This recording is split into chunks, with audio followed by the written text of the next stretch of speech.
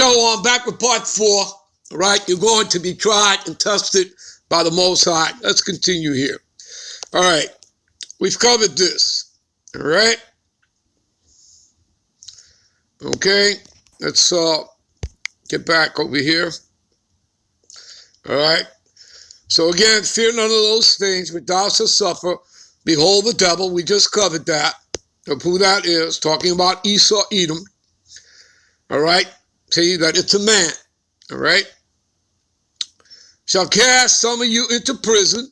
All right. This is based off Matthew 5:25. That's why we came here. That ye may be tried. That's the word we're going to get into here. Tried, which means to be tested, people. So let's give you further understanding. This is why you have to get into the etymology of words. That ye may be tried, right?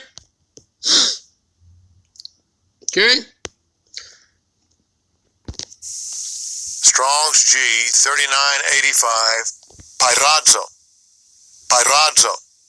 All right. See, to try whether a thing can be done, to attempt and endeavor, to try to make a trial of, a test. You see, a test for the purpose of ascertaining his quality, a person's quality, or what he thinks, or how he will behave himself, how he will react, like when those cops had approached that Israelite camp. You understand? Are you people getting the message here? Are you understanding, again, what wisdom, knowledge, understanding, discernment? Are you people getting it? All right, and it's the Lord that is trying you. Okay? Your whole life has been a test. And you haven't even come to that conclusion yet? Of course, the brothers in this truth have.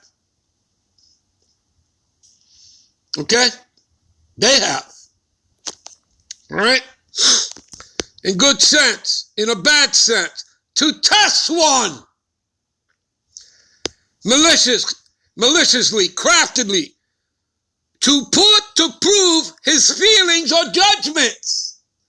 And you're going to see how deep this goes, this test, when we get into that word temptation in Revelations 3 and 10. Okay? And that temptation, again, when we get to it, it's talking about, like, for example, the mark of the beast. All right? And again, being the ultimate test, the final test. All right? All right. To try or test one's faith, people listening up here, to try or test one's faith, virtue, character, by enticement to sin. Who's the man of sin? Esau, Edom, the lawless one. Do you understand that? Okay? And what is that? Proverbs 1 and 10. Thou shalt not give thy consent unto sinners. All right? See, to illicit sin, to tempt, to tempt you, the temptations of the devil. Who's the devil? Esau, Edom. You see that? See it? See? Of God to inflict evils upon one in order to prove his character. Hello, the bells should be ringing in your head, people. Are you people seeing this? Are you understanding it? Because that's the key to wisdom and knowledge, is to understand. And you know what? The bottom line here is that not everyone is going to understand. That's the reality. Okay? Because like within my family, this is an example, but all the brothers, starting with the elders on down, they all know this. It's given on to me. I was called in. I was chosen. This isn't given on to my brother. My sister's dead. She died in 1974. My parents are gone. It was never given on to them. It wasn't given on to my aunts and uncles. Are you people understanding what I'm saying here? Okay? And every brother, starting with the others on down, know this truth. Okay? Just because you're called in, that doesn't mean that your cousin is called in or that your brother's called in. It doesn't work that way. All right? You understand? And we don't choose. And we can't save anybody, not even ourselves. You understand that? And like anyone that comes into this, when they come in, they think, that they can save somebody. You get out there and you're trying to bring them the truth, thinking that, no, it doesn't work that way. All right? The Lord chooses who lives and who dies, right? Okay? He is the ultimate judge of life and death. As you read over there in, Psalm 68 and 20. Okay? All right, and elsewhere in the scriptures, he killeth and he maketh alive. You understand that? All right? Ultimately, everything, all right, ultimately goes back to the Most High. All right? All right. So, the steadfastness of his faith to test your faith, right? Okay, you understand that, people? All right. All right. Let's move on. All right. Let's jump to Revelations 3 and 10. All right. Let's do that. I don't have to make this video longer than it has to be. All right. Revelations 3 and 10. All right. Now let's read the whole thing and then we'll get into that word temptation. All right. To further prove this whole thing of the test. Because thou hast kept the word of my patience, I will also keep thee from the hour of temptation. The hour of temptation is talking about the mark of the beast. And again, this is the ultimate test. And that's what that word is going to get into. And you're going to see that in a moment. Which shall come upon the whole world, right? As we read in Revelation 13, right? Give me a minute. This is Revelation 13. We'll pick it up here at verse 16. And he causes all, both small and great, rich and poor, free and bond, to receive a mark. And you get into that word mark, it means charagma, all right? An etching under your skin, all right? That RFID microchip or ID 2020, whatever you want to call it, all right? In their right hand or in their foreheads, all right? And that no man might buy or sell save he that had the mark or the name of the beast, right? What is the beast, people? Well, that's the Edomite beast system. That's the EU, NATO, and America, Babylon the Great, the whore, that make up the last leg and extension of the revived Roman Empire, which was consummated in 1958 under the Treaty of Rome. All right? Okay? And to further understand that and understand its history, you need to understand the parable in Revelation 17 about, the 7 heads and the 10 horns. You have to understand Daniel chapter 7, all right, about the 4 beasts. You understand that? You need to understand these things and understand circular history, right, in order to break it down. But in very simple context, again, how was America started? By 13 British colonies, all right?